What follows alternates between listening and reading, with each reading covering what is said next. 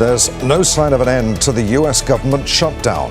1.4 million workers are going without pay, while some people on federal aid are worrying how they'll get their next meal. How can the standoff between Republicans and Democrats be resolved? And what'll happen if it goes on? This is Inside Story.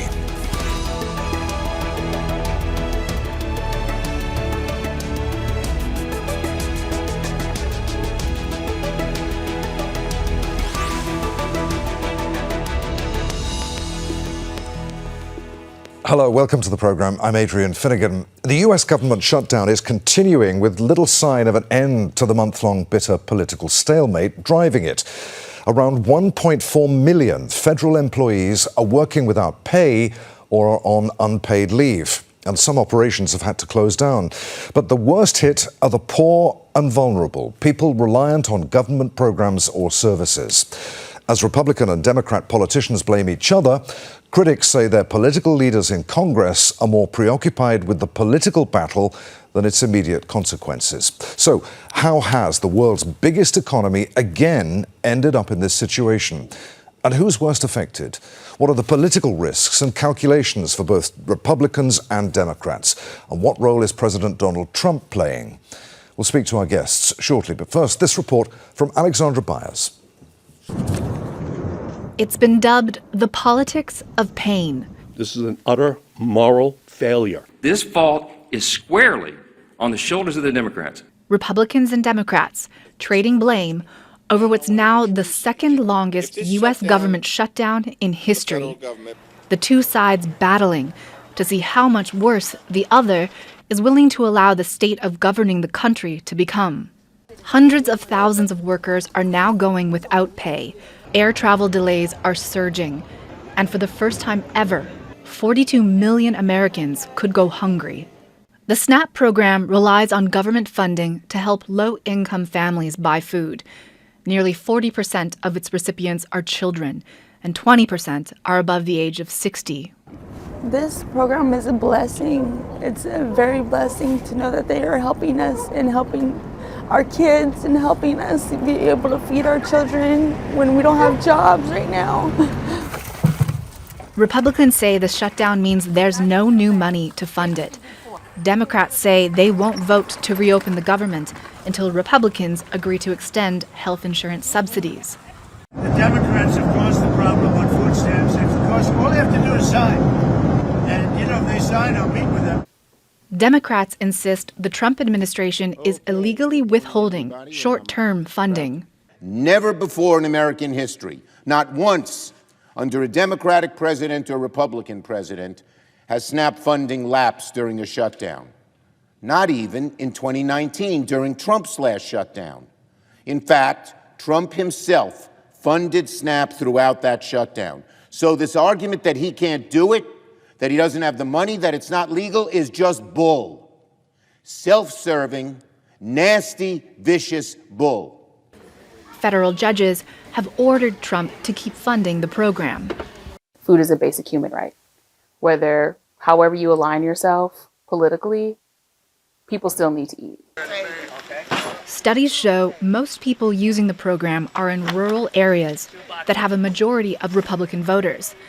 And as each tries to blame the other, a new poll shows nearly half of Americans blame Trump and Republicans for the shutdown, while a third say Democrats in Congress are responsible.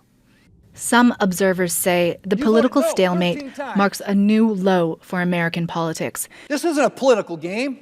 These are real people's lives that we're talking about. And is an ideological battle where winning is more important than doing what's right for the public, with the poorest paying the price. Alexandra Byers, Al Jazeera for Inside Story. Let's bring in our guests. From Los Angeles, we're joined by Marena Lin, co-founder of Project Restore Us, a volunteer-led organization which supports communities facing food insecurity. From Washington, D.C., we're joined by Niall Stanage, White House columnist for The Hill, an American newspaper and digital media company. And also in Los Angeles, Chris Tilley, economist and professor at the University of California, Los Angeles. Welcome to you all. Niall, let's start with you. Why have government shutdowns seem to have become a feature of US budget politics. This keeps happening, or at least seems to, leaving those of us in the rest of the world looking on in bemused disbelief. I mean, this is the United States, for heaven's sake, the world's leading economy. And does this shutdown differ from previous government shutdowns? Well, it may differ in the sense that the climate here is becoming more and more polarized, so something like this is perhaps more likely to happen.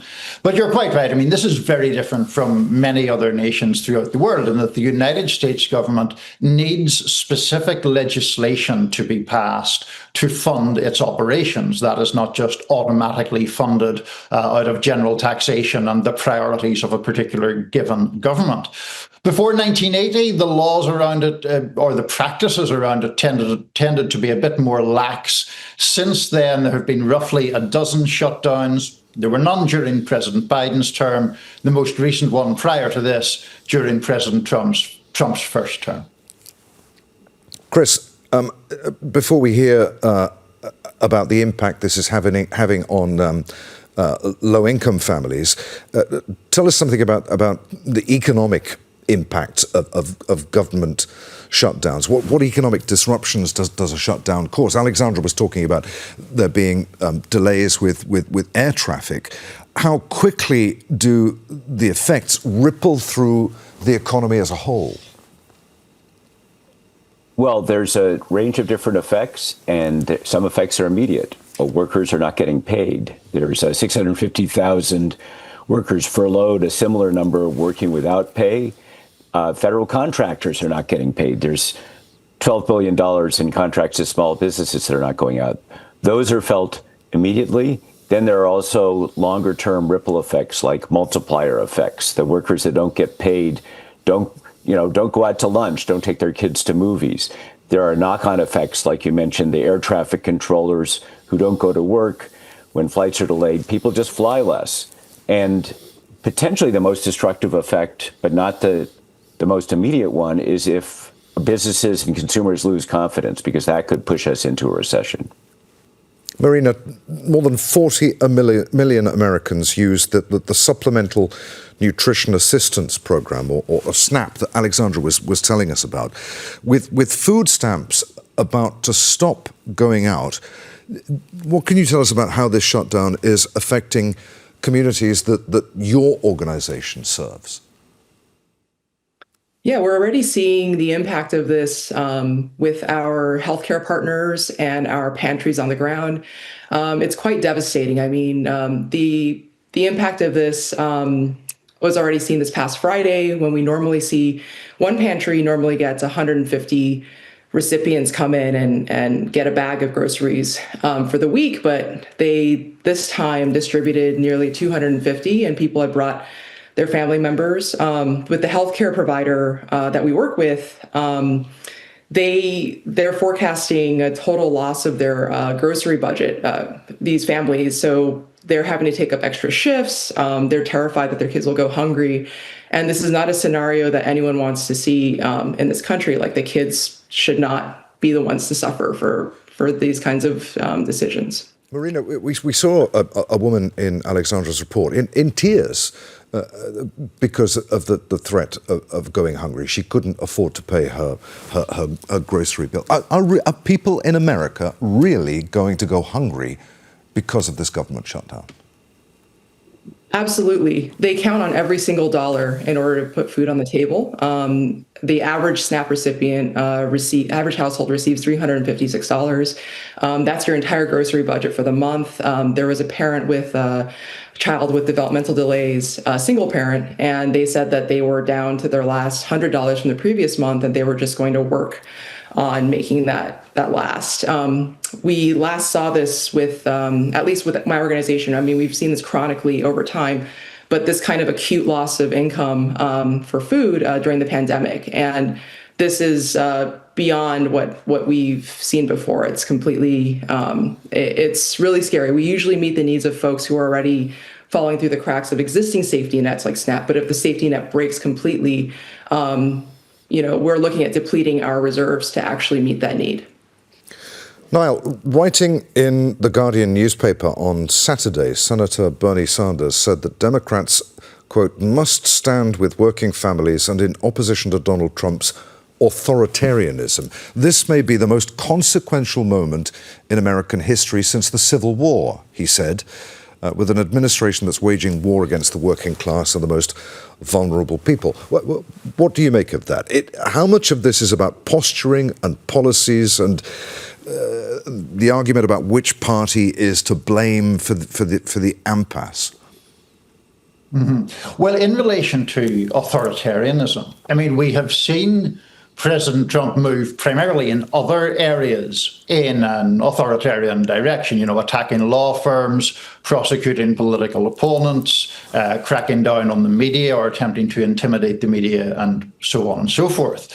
Now, this, I think, links to the authoritarianism element only really in the sense that President Trump has a very deep-seated fear of appearing weak. He wants ideally to roll over the Democrats, to dominate the Democrats, and to thwart them from the policy goal of this shutdown, which is really to extend subsidies for the purchase of health insurance.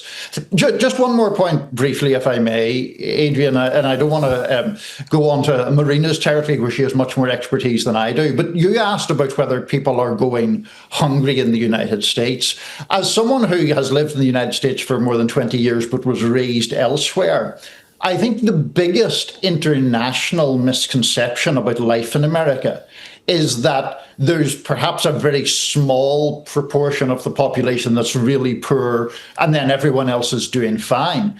There are enormous numbers of Americans living paycheck to paycheck, no savings to speak of, more than 40 million people relying on this SNAP program for groceries to feed themselves.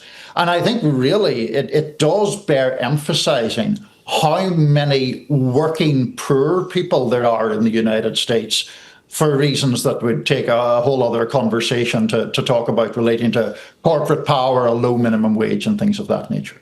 Chris, I'll come back to you in a second, but Marena, I saw you nodding in agreement there. I mean, you're dealing with this situation every day. Niall is right, isn't he?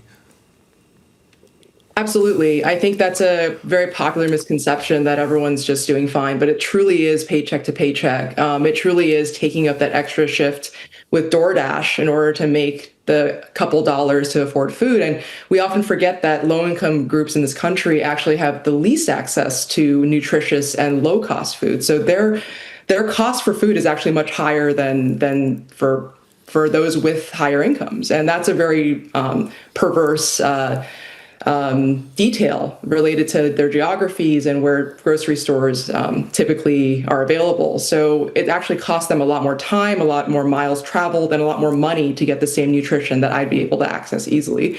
And that's the troubling part of it. So just cutting out the safety net, they're going to choose to pay for food instead of paying for their rent. So you can imagine the housing insecurity that will come from this. And we're already seeing that anxiety, the mental health effects. And, our pantry coordinator, he usually just deals with the community that he works with in the public housing and the local groups. But recently, just this past week, he's been reached out to, 3 schools reached out to him to help with their students because they're terrified that their student families will have trouble putting food on the table. And the fact that you have these community groups trying to come together that never talk to each other usually is really scary. It's just the tip of the iceberg, I think, of what's about to happen. Chris, I know you're an economist, but my question has an economic bent to it eventually, but we're going to start with politics. Could we see Democrats, the party of the blue-collar worker traditionally in the US, although that has changed in the years of late, could they lose support from their base over the fallout of this? Are Republicans also at risk of losing their voters in the labor force? Do government shutdowns have damaging effects, lingering effects on the labor workforce in the United States? Are jobs going to be lost? I mean, could this shutdown lead to jobs disappearing that won't come back? Well, first of all, on the question of whether Democrats and or Republicans will lose support, yeah, I mean, working people are fed up with both parties about this. And, for example, federal workers' unions that are part of the Democratic base have said we need to end this shutdown now, and have broken with the Democratic Party line on that. So everybody's fed up, and more and more people are defining themselves as independents. In terms of the longer-term effects, it partly depends how long the shutdown lasts. The longest one we've ever had was 35 days. We're on day 33, so that's not looking good. It also depends whether Trump is able and willing to follow through on some of the threats he's made about permanently laying off some workers and not paying back pay to workers who are furloughed. But we economists feel like there's a lot of reasons to be concerned because the economy is already fragile. The Federal Reserve and economic forecasters are saying we're sort of scarily close to falling into a recession. So it may not take much to push us over the edge.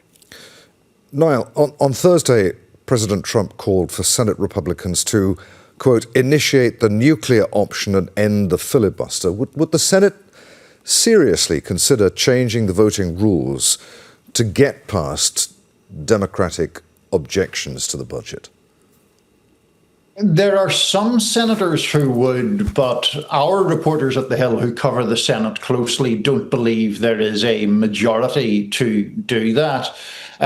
For members of our audience who aren't completely familiar with this, I don't want to get too deep into the weeds of it, but basically it's a procedure in the Senate that requires a supermajority of 60 votes in a 100-member body to pass legislation. That's what we're talking about. Should that be abolished to make it a simple majority? If it did, it would make life a lot easier for Republicans who currently hold a 53 to 47 majority. So that's where that element of it stands. I don't expect the filibuster to be completely abolished. Whether there's some kind of arcane workaround found on this occasion, maybe, but it's Senate rules are a very complicated matter, and it would be a long time talking about those. Marena, I want to pick up on something that you were talking about earlier, about how shutdowns like this widen socio-economic inequality. Are there lessons from past shutdowns or events that the US perhaps should be applying now to protect food security and to mitigate the widening of that poverty gap? I think the only solution is to strengthen these public assistance programs that we're now seeing a huge interruption to this month, because these public assistance programs are literally the safety net that make it possible for students to learn in school, for people to go to work not hungry. Historically, we've seen with other countries and their public assistance programs that the stronger you make these programs, the more resilient you make your economy, and the more successful it actually meets the needs of protecting food security. The more you restrict the program, the more you open it to potentially more fraud and waste. And that's proven time and time again. So the only answer is to further fund SNAP instead of allowing any disruption or allowing or increasing any requirements to qualify for it. So with the COVID-19 pandemic, we saw similarly steep loss in income. We saw food shortages, and SNAP was still in play, and it made sure that families could at least depend on that sort of backbone for their grocery budget. So that was huge. And for us, we picked up kind of the gap in being able to access a different supply chain, this restaurant supply chain, and getting groceries to folks who couldn't leave home, who didn't have work. So we really are kind of a stopgap solution. We're not meant to replace any sort of government safety net. And the solution for the future is to strengthen that safety net and to build it back up, not what the direction is right now, which is disruption and diminishment of this net. Chris, feel free to to come in on what Marena was saying there. You mentioned the R word. I mean, politicians on both sides of the aisle, they're well aware of the danger, given that the economy is already, as you say, in a fragile state. Who's going to blink first? That's a better question for Niall. I do not know who's going to blink first, but part of what's important to keep in mind is that this is part of a longer fight about the role of government. I mean, a lot of this is about Trump's big, beautiful bill that kept taxes low on billionaires and cut back on the kind of safety net that Marena was talking about. So this is one crisis point, but it's a long-term battle. Niall, I'll ask you then, as it's your turn. What could break the apples? Go on, tell me what you think, and then I've got a follow-up for you. Yeah. Well, I'm glad to be handed the most difficult question because no one really knows who's going to blink. Although I do think Democrats are in a politically tricky position because they're trying to leverage a government shutdown against a party, the Republicans, that is kind of skeptical of government in the first place. So I'm not sure how that leverage works. But one brief point cutting against that, suggesting the Republicans might blink first. You alluded in one of your questions to Marena, Adrian, about how the demographics of voting are changing in this country. The exit polls at the last presidential election showed the lowest income group, under 50,000, going very slightly to President Trump, 50 to 48% over Kamala Harris. I say that really to say there are a lot of Trump voters within this 40 million people who will be deprived of food stamps or SNAP benefits. There are a lot of Trump voters who would be receiving these subsidies to purchase health insurance in the Obamacare exchanges. And so the idea that this only hurts Democratic voters or only hurts Democratic constituencies, that's not true at all. There's real pain for Trump voters if this situation continues. And Niall, I just wonder whether the results of Tuesday's votes for governor in New Jersey and Virginia, along with the New York mayoral race, will allow either side an off-ramp here, a pressure from public employee unions as well. Yeah, I mean, the union question is an interesting one, but on the election point, I do think that after this handful of key elections are out of their way on Tuesday, we may maybe see a renewed focus on trying to get a deal to reopen the government. It's not that these elections are like entirely dominating the national picture, but anytime there are high stakes elections, prominent elections, people do tend to dig into their respective partisan positions. Maybe after they're over, there will be at least a little bit of a loosening of the logjam. Chris, if this isn't sorted out soon, there are real fears, as you say, for the state of the US economy. Why is it in such a parlous state right now? Well, there's a variety of reasons. Part of it has to do with companies simply, due to uncertainty, not doing hiring.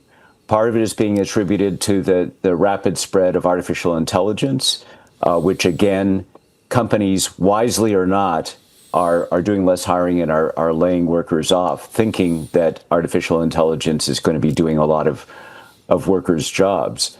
But it's also partly that no expansion goes on forever. Some of the stimulus that happened during the pandemic is dying out, and it's not clear where the new impetus comes from. The Federal Reserve was sort of squeezing the economy by increasing interest rates to cut inflation, and they may have overdone that. So it's not one factor, it's death by 1,000 cuts, but there are lots of signals of weakness, particularly in hiring at this point. Marena, as someone who's dealing with the impact of not just the government shutdown, but the fact that there is this income inequality, this huge inequality in society in the United States. Here you are, you've got a global platform. What would you want to say right now to America's politicians? I think we need to protect these safety nets. I mean, it's not just food right now, it's also healthcare. And I think holding out for saving these safety nets while funding them while this is happening is critical, I think, to honestly a functioning democracy. And we can look to other countries for where such safety nets have protected the population. And we have a functioning one. I think it's just the impending cuts to Medicaid and now this disruption to SNAP are quite terrifying. I mean, this cuts a wide swath, as Neil mentioned, of Americans. I mean, it's not just Democrats. These are the elderly. These are people unemployed. These are people employed. These are families with children. The ripple effects are enormous for who exactly benefits from these safety nets. It's not just recipients. It's also the vendors themselves. So it's funding essential programs should not be on the table, should not be on the cutting block, should not be at stake for these negotiations. This is a very basic tenet of a functioning democracy to support, to protect the right to food and healthcare. Niall, I quoted that article in The Guardian, on Saturday's Guardian newspaper from Senator Bernie Sanders. Another quote, he went on to say that Democrats in Congress are the last remaining opposition to Trump's quest for absolute power. Okay, he's scoring political points there. He said, to surrender now would be an historic tragedy for our country, something that history will not look kindly upon. Do voters, do you think, agree with him? Who do they blame, Republicans or Democrats here? To what extent is this the Democrats' battle to lose, that they could come off worse here? Well, right now, the polling indicates that a plurality of Americans blame the Republicans and Trump more than the Democrats. But it's not a slam dunk by any measure. And Chris mentioned earlier on the frustration that voters feel with both parties.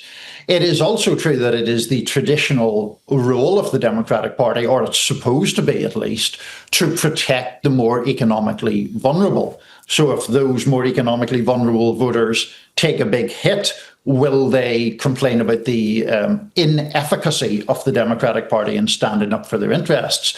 This actually gets back to the point that you were just discussing with Marena, where we have the richest country in the history of the world, and 40 million people need subsidies to buy their groceries. That seems to pose some fairly profound questions as to how the country's economy is set up, how the nation's politics are set up, the influence of corporations and big money in that system to skew things to such an extent that there's an enormously wealthy country with well over 10% of its population needing help to feed themselves. That seems, I think, to speak to the fundamental dissatisfaction that so many Americans feel about their country. We're out of time. Many thanks indeed. Marena Lin, Niall Stanage and Chris Tilley. Thanks for watching. You can see the programme again at any time by going to the website. That's at aljazeera.com.